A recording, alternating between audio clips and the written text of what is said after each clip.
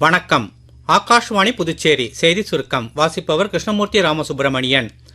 பீகாரில் பட்னா மாவட்டத்தை பெகுசாராய் பகுதியுடன் இணைக்கும் வகையில் கங்கை நதி பாலத்துடன் கட்டப்பட்டுள்ள அவுண்டா சிமாரியா நெடுஞ்சாலையை பிரதமர் திரு நரேந்திர மோடி வரும் 22ஆம் தேதி திறந்து வைக்கிறார்.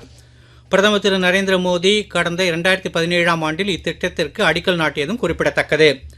பிரதமர் திரு நரேந்திர மோடி இன்று புதுடெல்லியில் நடைபெற்ற தேசிய ஜனநாயக கூட்டணி நாடாளுமன்ற குழு கூட்டத்தில் குடியரசு துணைத் தலைவர் பதவிக்கான கூட்டணி வேட்பாளர் திரு சி.பி. ராதாகிருஷ்ணனை அறிமுகப்படுத்தினார். குடியரசு துணைத் தலைவர் பதவிக்கான இந்தியா கூட்டணி வேட்பாளராக முன்னாள் உச்சநீதிமன்ற நீதிபதி திரு சுதர்ஷன் ரெட்டி அறிவிக்கப்பட்டுள்ளார். புதுச்சேரி சட்டப்பேரவையின் உறுதிமொழி குழு கூட்டம் இன்று சட்டப்பேரவை வளாகத்தில் நடைபெற்றது.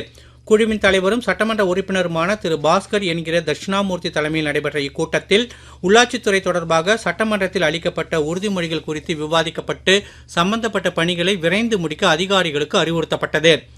திருச்சிராப்பள்ளி ராணுவ ஆள்சேர்ப்பு அலுவலகம் சார்பில் ஏற்பாடு செய்யப்பட்டுள்ள அக்னிவீர் ராணுவ ஆள்சேர்ப்பு முகாம் நாகப்பட்டினத்தில் செப்டம்பர் 18 முதல் 27ஆம் தேதி வரை நடைபெறவுள்ளது.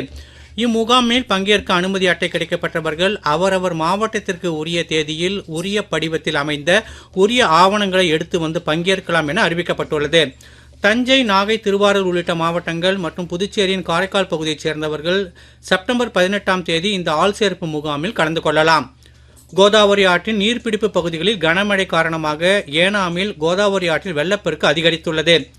நீர்ப்பாசனத்துறையினர் வினாடிக்கு சுமார் 8 லட்சம் கன அடி உபரி நீரை கடலுக்கு திறந்து விட்டுள்ளனர். இதனால் வெள்ளம் ஏற்பட வாய்ப்புள்ள பிரான்ஸ் திப்பா மற்றும் இதர பகுதிகளை மண்டல நிர்வாக அதிகாரி திரு முனிசாமி இன்று நேரில் பார்வையிட்டு ஆய்வு செய்தார். இத்துடன் இந்த செய்தி சுருக்கம் நிறைவு பெறுகிறது.